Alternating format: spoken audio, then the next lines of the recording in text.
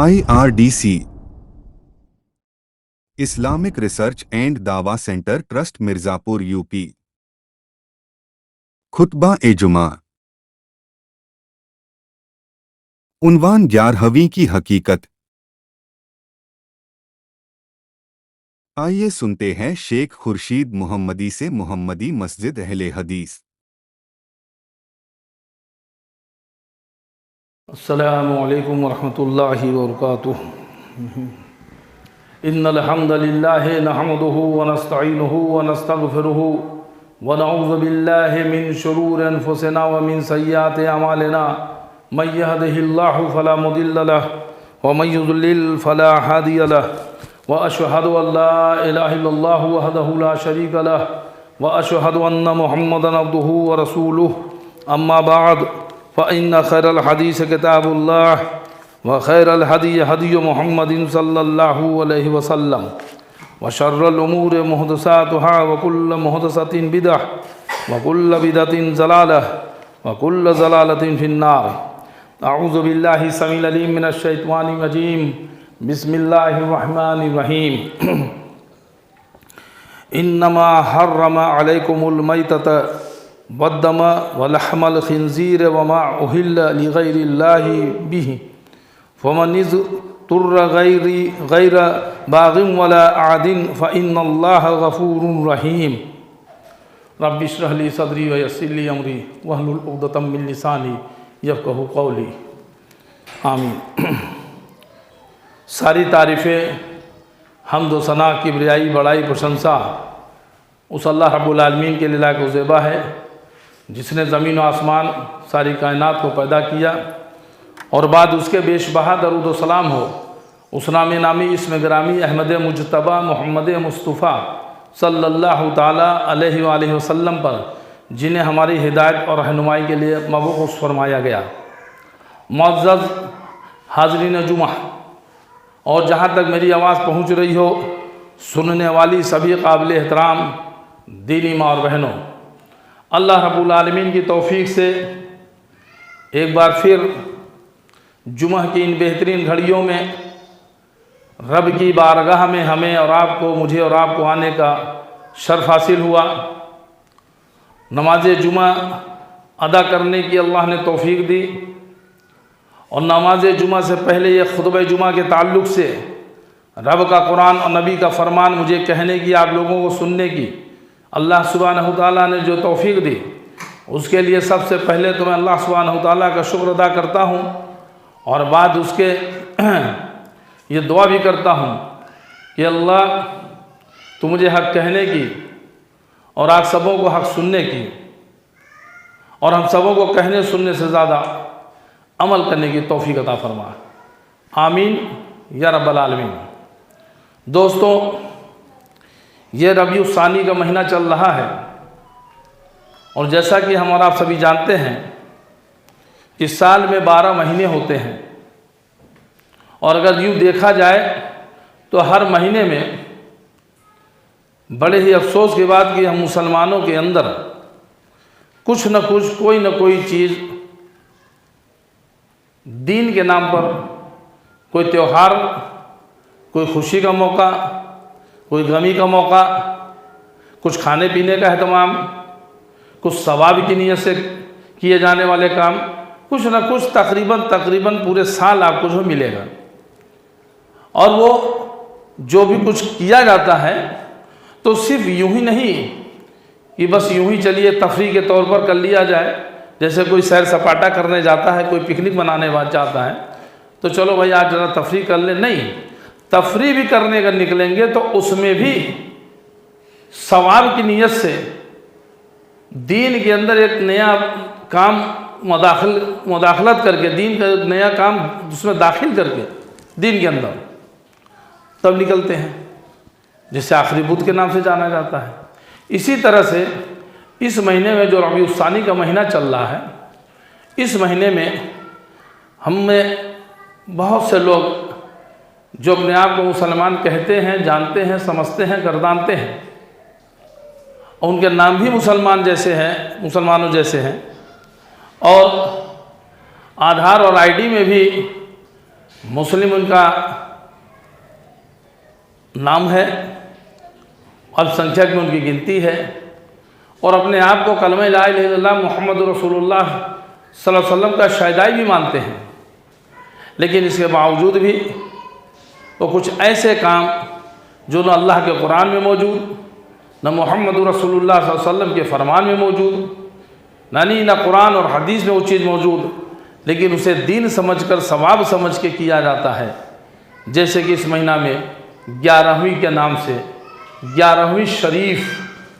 11वीं शरीफ के नाम से इस महीने में चंद उमूर, चंद काम किए जाते हैं, और वो भी सवाब समझ कर। इसमें होता क्या है कि कहीं पर कुरान ख्वानी का अहतमाम होता है, चंद लोग आएंगे, बैठेंगे, कुरान के पारे अलग अलग पढ़ेंगे, फिर जो साहब अपने यहाँ इसका अहतमाम करेंगे वो हर पारे के ऊपर कुछ न कुछ खाने पीने का इंतज़ाम रखते हैं कि कोई एक पारा पढ़ेगा तो 1 प्लेट बूंदिया मिलेगी, 2 पारा पढ़ेगा तो 2 प्लेट बूंदिया मिलेगी, या इस तरह से कोई भी चीज़ खाने पीने का रख के तो वो कुरान की जो है तिलावत की जाती है।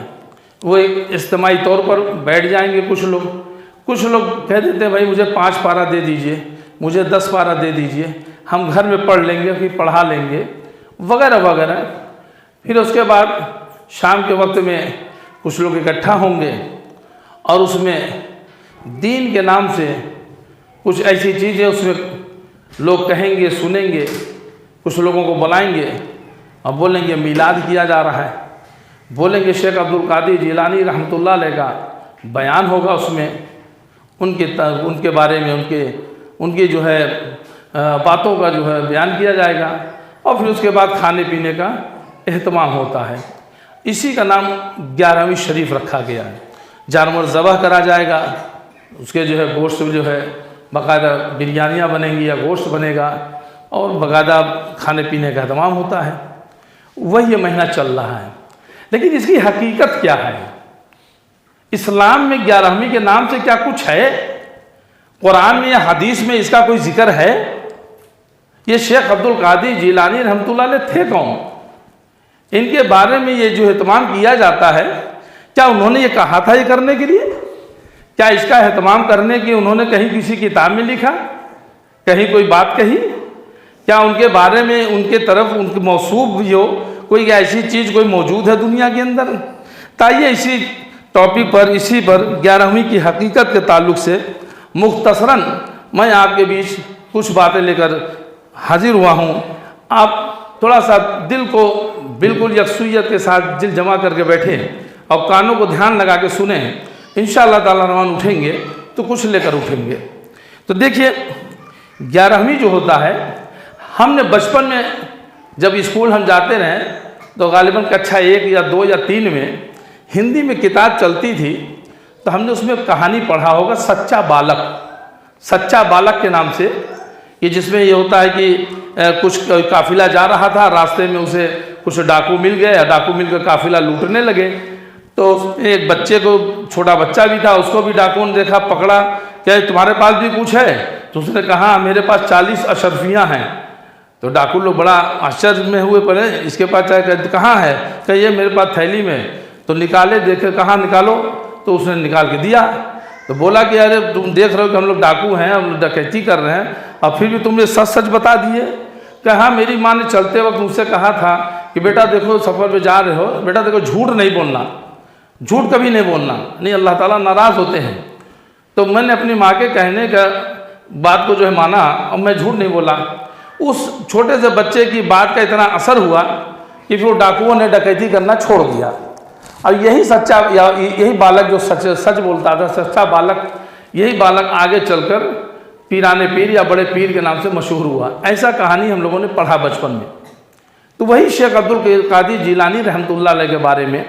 तो ये शेख अब्दुल कादिर जिलानी रहमतुल्लाह अलैह, ये बगदाद से इनका ताल्लुक़ रहा है, और इनका नाम अब्दुल कादिर था, इनकी कुनियत अबू मोहम्मद थी।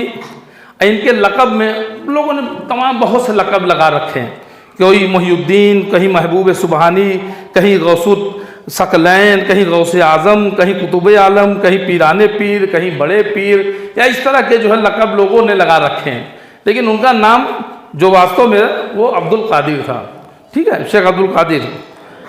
इनकी पैदाइश जो हुई थी वो यकम रमज़ान के महीने की पहली तारीख थी और सन 470 हिजरी था। सन 470 हिजरी में आपकी पैदाइश हुई है। और शेख अब्दुल कादिर जिलानी रहमतुल्लाह अलैह का विसाल या आपकी वफ़ात जो हुई है वो 11 रबीउल सानी सन 561 हिजरी में हुआ है। तो 561 हिजरी यानी कि 470 हिजरी में पैदाइश हुई, तो 30 साल उधर जोड़ लीजिए और 61 साल इधर जोड़ लीजिए, तो यानी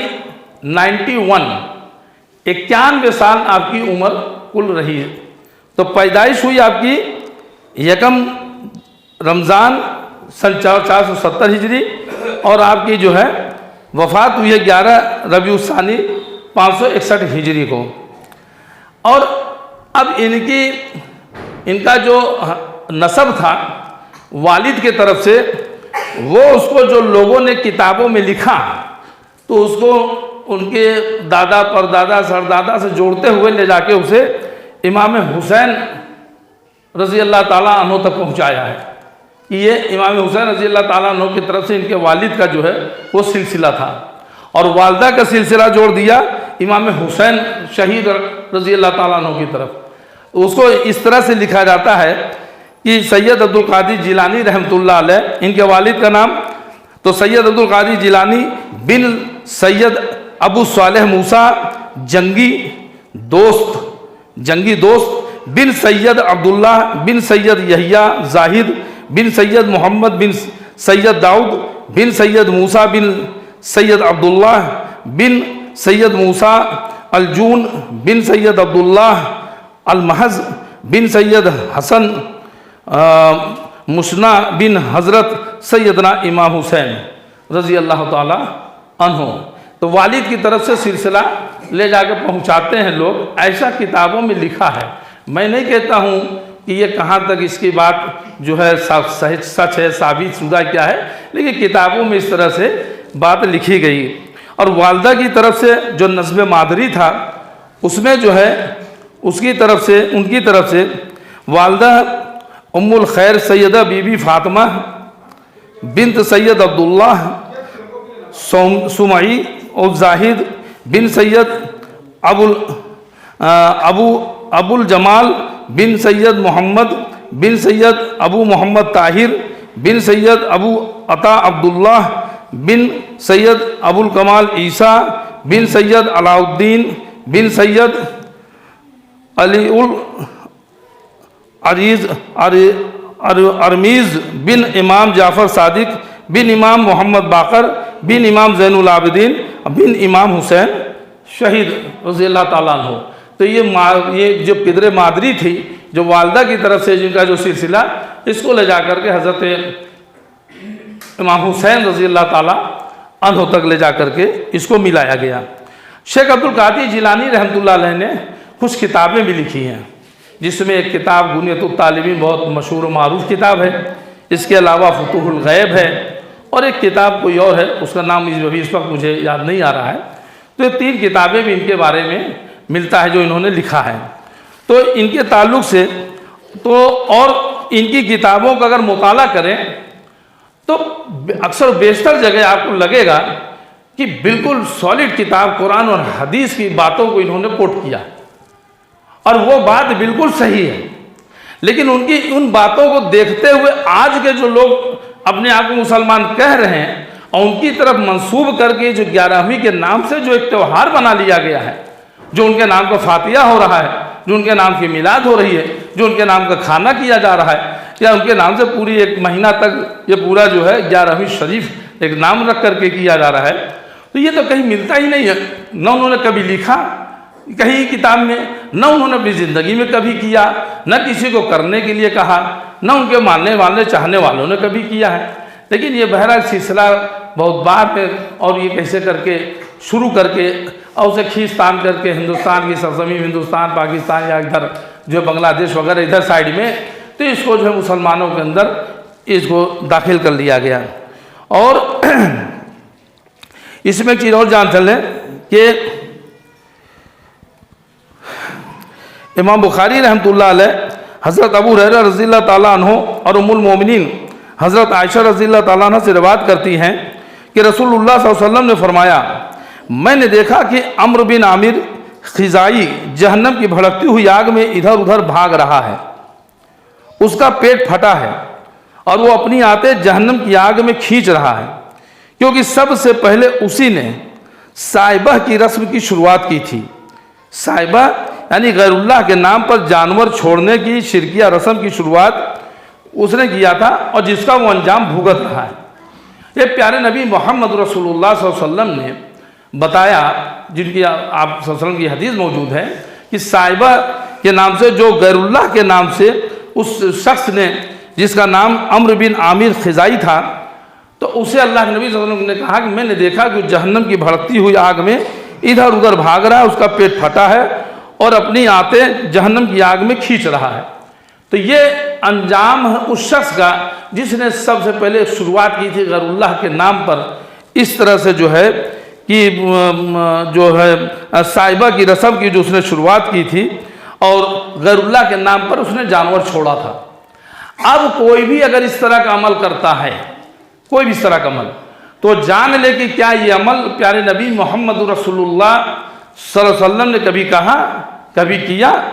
अब आप सल्लल्लाहु अलैहि वसल्लम जब भी खुतबा दिया करते थे, अक्सर और बेशतर आपके खुतबों में ये जरूर रहा करता था, फ़इन्न खैरुल हदीस किताबुल्लाह, कि सबसे बेहतरीन बात, बेहतरीन कलाम वो अल्लाह की किताब है। अल्लाह की किताब यानी ये कुरान मजीद है। सबसे बेहतरीन कलाम अल्लाह की किताब है, अल्लाह का कलाम है। फ़इन्न खैरुल हदीस किताबुल्लाह व खैरुल हदी हदियो मुहम्मदिन सल्लल्लाहु अलैहि वसल्लम, और सबसे बेहतरीन रास्ता, हिदायत वाला रास्ता वो मोहम्मद सल्लल्लाहु अलैहि वसल्लम का रास्ता है, वो मोहम्मद सल्लल्लाहु अलैहि वसल्लम का रास्ता है। आज हमारे आपके बीच में मोहम्मद सल्लल्लाहु अलैहि वसल्लम मौजूद नहीं, लेकिन आपकी तालीमात हदीस की शक्ल में मौजूद है। तो हमें सिर्फ और सिर्फ कुरान और हदीस की तरफ देखना है।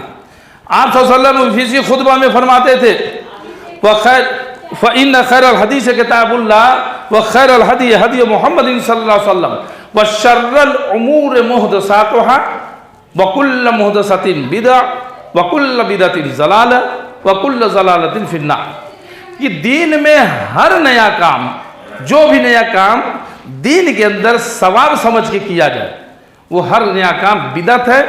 हर बिदअत गुमराही है और गुमराही जहन्नम में ले जाने वाली है। तो हर वो काम जो दीन के अंदर नया हो, जिसे न अल्लाह ने कहा हो, न अल्लाह के रसूल ने बताया हो, न प्यारे नबी मोहम्मद रसूलुल्लाह सल्लल्लाहु अलैहि वसल्लम ने कभी ज़िंदगी में किया हो, न करने का हुक्म दिया हो और न किसी ने किया हो, साहबा ने, न ताबई ने, न तबे ताबई ने। और वो काम बाद के लोगों में दीन समझ के किया जाए, सवाब के नीयत से समझ के किया जाए, तो वो बिदअत कहलाती है। और यही बिदअत धीरे धीरे शिर्क तक भी पहुंच जाती है। बिदअत जो है ये शिर्क का एक रास्ता खोलता है। शिर्क यानी अल्लाह के साथ किसी को शरीक करना। और अभी मैंने खुतबा मसनूना के बाद जो कुरान मजीद की मैंने आयत आपके सामने पढ़ी, कुरान मजीद सूरह नहल आयत नंबर 115, जिसमें अल्लाह सुब्हानहू व तआला इरशाद फरमा रहे हैं, तुम पर सिर्फ मुर्दार और खून और खिंजीर का गोश्त और जिस चीज़ पर अल्लाह के सिवा दूसरे का नाम पुकारा जाए हराम है। फिर अगर कोई बेबस कर दिया जाए, न वो ख्वाहिशमंद हो और न हद से गुजर जाने वाला हो, तो यकीनन अल्लाह बख्शने वाला, रहम करने वाला है। कुरान मजीद सूरह नहल आयत नंबर 115। तो अल्लाह सुब्हानहू व तआला कुरान मजीद के सूरह नहल के आयत नंबर 115 में इरशाद फरमा रहे हैं कि तुम पर जो है हराम किया गया है। क्या हराम किया गया है? कि तुम पर हराम किया गया है, तुम पर सिर्फ कि खून हराम है। आप खून किसी जानवर का भी पी नहीं सकते हैं, खा नहीं सकते हैं कि जो खून हो, बहता खून हो, और उसको लेकर के आप पी ले या खा ले, नहीं, हराम है।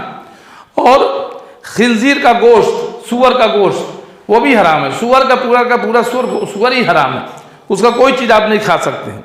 और जिस चीज़ पर अल्लाह के सिवा दूसरे का नाम पुकारा जाए, जिस चीज़ पर, वो कोई भी चीज़ हो, वो खाने पीने की चीज़ हो, और उसे आदमी पानी ही पी ले, खाना खा ले, शरबत पी ले, दूध पी ले, बताशा खा ले, कोई भी चीज़ खा ले, गोश्त खा ले, मुर्गा खा ले, बिरयानी खा ले, जर्दा खा ले, कोई भी चीज़, लेकिन वो गैरुल्लाह की तरफ अगर मंसूब है, गैरुल्लाह की तरफ मंसूब है, और अगर उसको किसी ने खाया तो वो जो है हराम है। फिर अल्लाह ताला इरशाद फरमाना कि फिर अगर कोई बेबस कर दिया जाए, न वो ख्वाहिशमंद हो और न हद से गुजर जाने वाला हो, तो यकीनन अल्लाह बख्शने वाला, रहम करने वाला है। हाँ, अगर कोई ऐसा शख्स है कहीं ऐसी जगह फंस गया जहाँ उसे कोई नहीं जानने वाला, कुछ खाने पीने को नहीं मिल रहा है, और वहाँ पर उसे कोई हराम चीज़ मिल गई, ये खून मिल गया हो, खिंजीर का गोश्त मिल गया हो, या आपके जो है कि कह लीजिए कि जो है अल्लाह के अलावा किसी के नाम का जो है खाना मिल गया हो, तो उसकी ख्वाहिश नहीं थी कि हमको मिले, हम हराम खाएं, मजबूरी ये कुछ ही नहीं खाने को, अपनी जान बचाने के लिए, और सिर्फ उतना ही, जैसे कि मान लीजिए मिसाल के उसको शराब मिल गया कि अब उसे गाने प्यास की एकदम जान जा रही, तो वह उतना कि अगर 2-4 घूंट पीने से उसकी जान बच सकती है, तो अल्लाह ताला ने छूट दी है कि अपनी जान बचाने के लिए 2-4 घूंट पी ले। लेकिन ये नहीं कि अब उसमें मिला है तो गट गट गट गट गट गट गट गट गट करके खूब पेट भर के पी ले, कि नहीं अब तो हमको मिला है मौका, हम मजबूर हैं। नहीं, न उसका तालिब हो, न उसका ख्वाहिशमंद हो, और न मतलब हद से गुजर जाने वाला भी ना हो, उसकी ख्वाहिश भी ना करे, और अपनी मजबूरी के नाते खा ले, तो अल्लाह ताला बख्शने वाला, अल्लाह ताला उसको इंशाल्लाह माफ़ कर देगा। अल्लाह ताला ने छूट दी यहाँ पे। लेकिन बाकायदा दावत की जाए, आज पीराने पीर के नाम का भाई खाना है, आज 11वीं का खाना है, आज बड़े पीर का, अच्छा उसमें कभी कभी लोग बड़े पीर भी कह देते हैं, कोई गौसे आज़म भी कह देते हैं, जबकि गौस ये अल्लाह की सिफत में से है, मुसीबत के वक्त थामने वाला गौसे आज़म सबसे बड़ा। हम मुसीबत के वक्त कौन थामता है, कौन हमको थामने वाला है? वो अल्लाह के सिवा कोई है क्या? वो अल्लाह की ज़ात है। लेकिन उसे बड़े पीर कौन किसको बोलते हैं? जो हमें दीन के रास्ते को बताए, दीन के रास्ते पे चलना सिखाए, दीन की बातें बताए, हैं, हमारी रहबरी रहनुमाई करे। तो सबसे बड़ा पीर कौन हो सकता है? मोहम्मद रसूलुल्लाह सल्लल्लाहु अलैहि वसल्लम, इमामुल अंबिया रहमतुल लिल आलमीन मोहम्मद रसूलुल्लाह सल्लल्लाहु अलैहि वसल्लम। उनसे बड़ा पीर, उनसे बड़ा हमारा रहबर, हमारा रहनुमा कौन हो सकता है? नहीं। लेकिन शेख अब्दुल कादिर जिलानी रहमतुल्लाह अलैह ने कभी अपने आप को ये चीज़ें नहीं कही कि हाँ तुम हमारे पीछे चलो या ऐसे। बल्कि आप देखिए हनफी फ़िक़्ह है, जिसे कि आज के जो है बहुत से फ़िरके वाले मानते हैं। नहीं, हनफी फ़िक़्ह की मारतुल आरा किताब दुर्र मुख्तार के हिस्सा 4 पेज नंबर 272-279 पर भी लिखा है कि जिस जानवर पर गैरुल्लाह का नाम पुकारा गया, अगरचे ज़बह के वक्त बिस्मिल्लाह अल्लाहु अकबर कहा हो तो ज़बीहा हराम है। नहीं, कुछ लोग कहते हैं ना कि भाई आखिर हम लोग करते क्या हैं? कुछ लोग कुरान ही तो पढ़ते हैं, सूरह फातिहा पढ़ते हैं, चारों कुल पढ़ते हैं, और ये पढ़ते हैं, वो पढ़ते हैं, और पढ़ के खा लेते हैं। तो मेरे भाई, जो मंसूब हो गया किसी गैरुल्लाह की तरफ, मंसूब होने के साथ ही वो हराम हो जाता है। जैसे शराब हराम है तो बिस्मिल्लाह अल्लाह अकबर कह के गट गट गट गट गट गट गट पी लेंगे तो हलाल नहीं हो जाएगा। वो हराम है तो हराम ही रहेगा। किसी चीज़ को बिस्मिल्लाह कह देने से हराम चीज़ हलाल नहीं हो जाती, तो वो मंसूब करने से ही वो हराम हो जाती है। तो उसको देखिए, आपके दुर्र मुख्तार किताब के अंदर भी उस चीज़ को हराम लिखा गया। और शेख अब्दुल कादिर जिलानी रहमतुल्लाह अलैह ने गुनियतुत तालिबीन जो किताब लिखी है, उस किताब में उन्होंने ये भी हदीस वहाँ पर कोट करके लाए कि प्यारे नबी मोहम्मद रसूलुल्लाह सल्लल्लाहु अलैहि वसल्लम ने इरशाद फरमाया कि देखो, जैसे यहूदियों के 71 फ़िरके हुए, नसरानियों में, ईसाइयों में 72 फ़िरके हुए, हमारी उम्मत में आगे चलकर 73 फ़िरके होंगे, जिनमें 72 जहन्नम में जाएंगे और एक ही फ़िरका जन्नत में जाएगा। सिर्फ एक ही जन्नत में जाने वाला होगा। साहबा ने पूछा कि अल्लाह नबी कौन सा फ़िरका, कौन सा? बोला जिस पर मैं हूँ और मेरे सहाबा हैं। तो शेख अब्दुल कादिर जिलानी रहमतुल्लाह अलैह ने कहा कि वो एक फ़िरका, अच्छा, और उन्होंने 73 फ़िरकों का नाम लिखा है, तो हर फ़िरके का बानी जो था, जो उसने उसको फाउंडेशन जो फाउंडर था, जो बनाने वाला, उसका भी नाम लिखा है। तो 72 फाउंडरों का तो नाम लिखा है, लेकिन एक फिरके का नाम छोड़ा हुआ है, क्योंकि उसका कोई फाउंडर नहीं है। तो वो कौन है? तो आप उन्होंने लिखा है शेख अब्दुल कादिर जिलानी रहमतुल्लाह ने कि वो फिरका है अहलुल हदीस, जो दरअसल फिरका है ही नहीं। वो तो सिर्फ अल्लाह उसके रसूल की बात को मानता है, वो तो सिर्फ कुरान और हदीस को मानता है। तो जो सिर्फ कुरान को माने और जो सिर्फ हदीस को माने, जो सिर्फ कुरान को माने और सिर्फ हदीस को माने, ये अहलुल हदीस है। तो शेख अब्दुल कादिर जिलानी रहमतुल्लाह ने लिखा कि वो हक वाला फिरका, वो जन्नती फिरका, जन्नत में जाने वाला जो फिरका, वो अहलुल हदीस है। शेख अब्दुल कादिर जिलानी रहमतुल्लाह ने लिखा है, मैं नहीं कहता हूँ, आप उठा के देख लें, गुनतु तालिबीन के अंदर देख लीजिए। और आइए वो ये उनकी किताब देखिए, फुतूहुल गैब, ये फुतूहुल गैब उनकी किताब है। और इसमें देखिए सफ़ा नंबर 37 पर लिखते हैं कि अगर तेरे दिल में कोई ख्याल वसवसा गुजरे या इल्हाम की कैफियत पाई जाए तो उसको कुरान और हदीस के मियार पर परख ले। यानी कह रहे हैं कि अगर तुम्हारे दिल में कोई ऐसी बात आए, कोई वसवसा आए, कुछ आए कि अरे यार क्या ये काम कर लें तो इसमें सवाब मिल जाएगा, इतने लोग कर रहे हैं तो चलो हम भी कर लें तो नेकी का काम है, कोई भी चीज़ अब दिमाग में अच्छा लग रहा है तो बड़ा अच्छी बात है, बड़ी अच्छी चीज़ है, कोई भी चीज़ है, किसी के कहने पर मन में ख्याल आने से, सोचने से उसको अच्छा मत समझ लो, बल्कि कहा कि उसको कुरान और हदीस पे परख लो, कुरान हदीस पे उसको जांच लो। आगे लिखते हैं सफ़ा नंबर 156 पर लिखते हैं कि अल्लाह ताला ने फरमाया, जो लोग अल्लाह की रज़ा चाहते हों और रोज़े क़यामत पर ईमान रखते हों, उनके लिए हमारे नबी की ज़िंदगी एक बेहतरीन मिसाल है। बस सीरत की तकमील होने पर तू अपने जो है ख़वाहुज बशरी, मसलन अकुल व शर्ब, लिबास व हरकत व सकनात, निकाह वगैरह जो कुछ भी कर यगा वह इत्तबा सुन्नत रसूलुल्लाह की नीयत से करेगा। यानी अल्लाह रब्बुल आलमीन ने कुरान मजीद में फरमाया, लक़द कान लकुम फ़ी रसूलिल्लाहि उस्वतुन हसना, कि बेशक रसूलुल्लाह सल्लल्लाहु अलैहि वसल्लम की ज़ात में तुम्हारे लिए बेहतरीन नमूना है। तो अल्लाह ताला ने कहा कि जो कह रहे हैं कि जो लोग अल्लाह पर, अल्लाह की रज़ा पर और उसके रोज़े क़यामत पर ईमान रखते हैं, शेख अब्दुल कादिर जिलानी रहमतुल्लाह अलैह लिख रहे हैं, तो उनके लिए यानी अल्लाह ताला ये फरमा रहा है कि जो लोग अल्लाह की रज़ा चाहते हो और रोज़े क़यामत पर ईमान रखते हो, उनके लिए हमारे नबी की ज़िंदगी एक बेहतरीन नमूना है, मिसाल है। तो उनको चाहिए कि अपने शादी ब्याह, खान पान, कपड़ा लित्ता, पहनना ओढ़ना, लिबास, यानी हर चीज़ में वो नबी की इत्तिबा करें। यह है शेख अब्दुल कादिर जिलानी रहमतुल्लाह अलैह लिख रहे हैं कि अल्लाह ताला ने इत्तिबा सुन्नत के मुताल्लिक फरमाया, हमारा पैगंबर जिन चीज़ों पर तुम्हें अमल पैरा होने की तलकीन करे उन्हें अख्तियार कर लो, और जिन चीज़ों से तुम्हें मना करे उनसे बाज रहो। फरमाया अल्लाह सुब्हानहू तआला ने कुरान मजीद के अंदर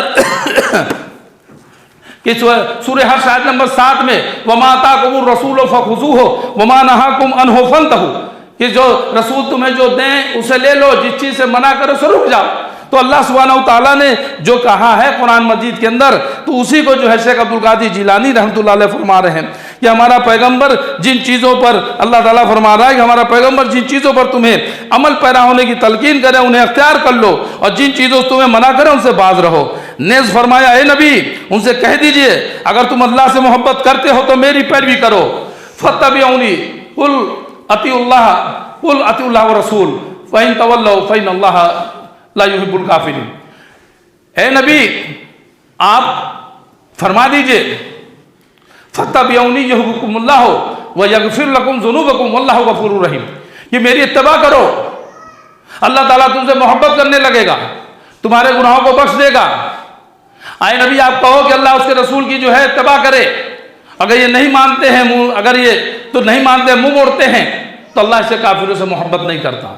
तो उसी बात को यहाँ पर वो लिख रहे हैं कि जो है कि अल्लाह ताला फरमा रहे हैं कि ए नबी उनसे कह दीजिए कि अगर तुम अल्लाह से मोहब्बत करते हो तो मेरी पैरवी अख्तियार करो, मेरा तबा करने पर अल्लाह तुमसे मोहब्बत करेगा। बस याद रखो कि इत्तिबा सुन्नत करने पर तेरे बातिन में, अंदर में अल्लाह की तौहीद और मार्फत का नूर जलवे फगन होगा, और तू बज़ाते खुद हुस्न अमल और तकवा का ऐसा पैकर हो जाएगा जो कि अल्लाह की खिलकत के लिए काबिल इत्तिबा होगा। यानी तुझे मखलूक के अंदर लोग देखेंगे, कहेंगे देखो कुरान हदीस पे जानना हो, समझना हो तो इस शख्स को देखो, ये अल्लाह उसके रसूल को मानने वाला है, ये कुरान हदीस को मानने वाला है।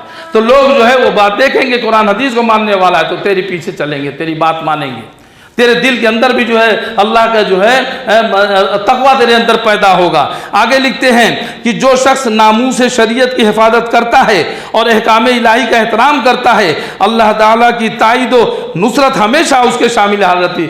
जो भी दीन रिसालत के लिए, जो मोहम्मद रसूलुल्लाह सल्लल्लाहु अलैहि वसल्लम के दीन की तकमील के लिए अपने जिस्म पर और दुनिया में उसको नाफिज करने के लिए जो कोशिश करेगा, जो कुरान और सुन्नत की तालीमात पर अमल करेगा, तो अल्लाह सुब्हानहू तआला उसके जो है उसका मददगार रहेगा। उसका जो है कलीजे की उसकी जो है नुसरत जो है वो उसके साथ उसके शामिल हाल होगी। फिर आखिरी में एक बात कहकर अपनी बात को ख़त्म करूँगा कि जिसमें कि फिर लिखते हैं कि सफ़ा नंबर 160 पर कि पस मोमिन हलाल मुबाह के लिए मुकल्लफ व पाबंद कर दिया गया, हराम व मशकूक चीज़ों से मना किया गया है। जो चीज़ें हराम हैं, जो शक वाली चीज़ है, शेख अब्दुल कादिर जिलानी रहमतुल्लाह अलैह लिखें कि उससे मना किया गया है, और सिरात मुस्तकीम उसके लिए आसान कर दी गई है। सिरात मुस्तकीम जो जन्नत पर चलने वाला रास्ता अल्लाह ताला ने उसको आसान कर दिया है। वो अल्लाह की रज़ा और उसके अहकाम से मुआफ़क़त करता है, और बहर कर अल्लाह ताला की रज़ा जोई व खुशनुदी ही उसका मुंतहा मकसूद है। उसकी मंशा यही कि अल्लाह हमसे राज़ी हो जाए, अल्लाह हमसे खुश हो जाए, और उसी के लिए वो कोशिश करता है, इसी के लिए अपनी अल्लाह की रज़ा के लिए वो अल्लाह के अहकामात को मानता है, अमल करता है। तो अल्लाह की उससे बुलंद तर और कोई हालत नहीं है, और यही गायत विलायत है। जो वली लोग कहते हैं अल्लाह का वली होना है, तो शेख अब्दुल कादिर जिलानी रहमतुल्लाह की बात को सुनो कि तुम सिर्फ ये सोचो कि हमें हर काम जो करना है वो अल्लाह की रज़ा के लिए, हमें दुनिया को दिखाने के लिए नहीं, और जो काम करना है मोहम्मद रसूलुल्लाह सल्लल्लाहु अलैहि वसल्लम के तरीके से करना है। शेख अब्दुल कादिर जिलानी रहमतुल्लाह अलैह की बात, ये फुतुहुल गैब किसी वहाबी की किताब नहीं है, किसी 24 नंबर की किताब नहीं है। पीराने पीर शेख अब्दुल कादिर जिलानी रहमतुल्लाह अलैह, जिनका कि तुम 11वीं मनाते हो, जिनका फातिहा करते हो, उनकी किताब उठा के पढ़ो, उठा लो, देख लो, इंटरनेट पे पढ़ी, उसमें देखो। नहीं तो हमारे यहाँ इस्लामिक IRDC के अंदर लाइब्रेरी में किताब मौजूद है, नहीं तो बाजार से किताब उठा लो, देखो कि लिखा है कि नहीं लिखा है, सफ़ा नंबर 160 पर। और यही गायत विलायत है, यही हालत उन औलिया कबार और असहाब असरार की है जिन्हें अंबिया कराम की सीरत मुक़द्दस तक अमन रसाई हासिल है। और कह रहे हैं कि बड़े बड़े जो वली हैं, जो बड़े वली हैं, जो कबायर औलिया कराम हैं, उनकी भी जो है उनका भी जो है तौर तरीका, उनका जो वली हुए हैं, जो अल्लाह ने उनको चाहा है, तो वो इसी बिना पर कि अंबिया कराम की सुन्नतों को लाजिम पकड़ते, अंबिया कराम की बातों को जो है रब आखिरी नबी मोहम्मद रसूलुल्लाह सल्लल्लाहु अलैहि वसल्लम की तालीमात को अपनाते अल्लाह की रज़ा जोई के लिए, और जो उनकी सुन्नत और तरीक़त का कामिल इत्तबा करते रहे। अल्लाह ताला हमें और तुम्हें उनकी पैरवी की तौफीक अता फरमाए, आमीन। ये दुआ भी कर रहे हैं शेख अब्दुल कादिर जिलानी रहमतुल्लाह अलैह कि हमें और तुम्हें तबाय सुन्नत की तौफीक फरमाए अल्लाह रब्बुल आलमीन। सोच लो मेरे भाई, उस शख्स को लिए वो अल्लाह का नेक बंदा जिन्होंने कहा कि अल्लाह के कुरान को मानने का, अल्लाह के नबी सल्लल्लाहु अलैहि वसल्लम की हदीस को मानने का है, इमाम बना लो, कुरान को और हदीस को अपना इमाम बना लो। जिन्होंने ये कहा कि अगर चाहते हो कि तुम अल्लाह के वली बनो, अल्लाह के दोस्त बनो, अल्लाह के नेक बंदे बनो, तो कुरान और हदीस को तुम मजबूती से पकड़ लो, अल्लाह उसके रसूल का तरीका पकड़ लो, अल्लाह की रजा के लिए काम करो। और अगर कोई काम शक वाला हो, कोई काम हराम काम हो, तो उसे छोड़ दो। तो हमें पता है कुरान सीधे सीधे कह रहा कर कि गैरुल्लाह के नाम का खाना ज़बीहा हराम है, फिर भी हम गैरुल्लाह के नाम का ज़बीहा खाएं और खिलाएं भी लोगों को, और जो न करे उसे हम गुमराह कहें, ये बहुत गलत बात है, बहुत गलत बात है। शेख अब्दुल कादिर जिलानी रहमतुल्लाह अलैह की, अगर शेख अब्दुल कादिर जिलानी रहमतुल्लाह अलैह को मानते हो तो उनकी भी मानो, उनको मानो तो उनकी भी मानो, उनकी बात को भी मानो। सिर्फ ये नहीं कि मीठा मीठा गप, कड़ुआ कड़ुआ थू, खाने की बात आए तो गपागप खाने के लिए पहुंच जाए, और जब अमल करने की बात आए तब उसमें हम ये कहें कि नहीं है, ऐसा नहीं, बगैर 5 वक्त की नमाज पढ़े, बगैर नबी सल्लल्लाहु अलैहि वसल्लम की सुन्नत को अपनाए, बगैर कुरान हदीस पर चले हुए, बगैर नबी की सुन्नत के मुताबिक नमाज पढ़े, बगैर नबी की सुन्नत के मुआफिक गुस्ल करे, वजू करे, तयम्मुम करे, बगैर नबी की सुन्नत के मुआफिक रमज़ान करे, बगैर वजू नबी सल्लल्लाहु अलैहि वसल्लम की सुन्नत के मुताबिक जो है अगर वो ज़कात और हज करे, अगर करे तो क्या अल्लाह ताला उसको पसंद करेगा? क्या अल्लाह ताला का कबूल होगा? नहीं कबूल होगा। या अय्युहल्लज़ीना आमनू अतीउल्लाह व अतीउर रसूला वला तुब्तिलू अमालकुम, कुरान मजीद सूरह मोहम्मद आयत नंबर 33 में अल्लाह ताला ने फरमा दिया कि ईमान वालो, अल्लाह की इताअत करो, रसूल की इताअत करो और अपने अमाल को बर्बाद मत करो। तो अपने अमल को अगर बर्बाद नहीं करना चाहते हो और चाहते हो कि जन्नत के रास्ते पे चलें, शेख अब्दुल कादिर जिलानी रहमतुल्लाह अलैह की बातों को माने और वास्तव में हम भी नेक बने, अल्लाह के वली बने, तो मनाओ, आप आओ, कुरान हदीस की तरफ आओ, अल्लाह के नबी मोहम्मद रसूलुल्लाह सल्लल्लाहु अलैहि वसल्लम की तालीमात को उसी तरह से मानो जो कि शेख अब्दुल कादिर जिलानी रहमतुल्लाह अलैह भी कह रहे हैं। वास्तव में तो उनकी किताबों का मुताला करो, उनकी बातों को पढ़ो और देखो और उसको अपनाओ। अल्लाह सुब्हानहू व तआला से दुआ है कि अल्लाह जो कुछ मैंने कहा उसमें जो हक़ है वो तेरी जानिब से है, कहने सुनने में कोई नगजिश, कोई भूल चूक, कोई गलती हुई हो तो वो मेरे नफ्स की तरफ से, शैतान की तरफ से रही, उसके लिए तुम मुझको माफ़ कर दे बार अल्लाह। और हम तमाम लोगों को कहने सुनने से ज़्यादा अमल करने की तौफीक अता फरमा। आमीन या रब्बल आलमीन। अस्सलामु अलैकुम व रहमतुल्लाह।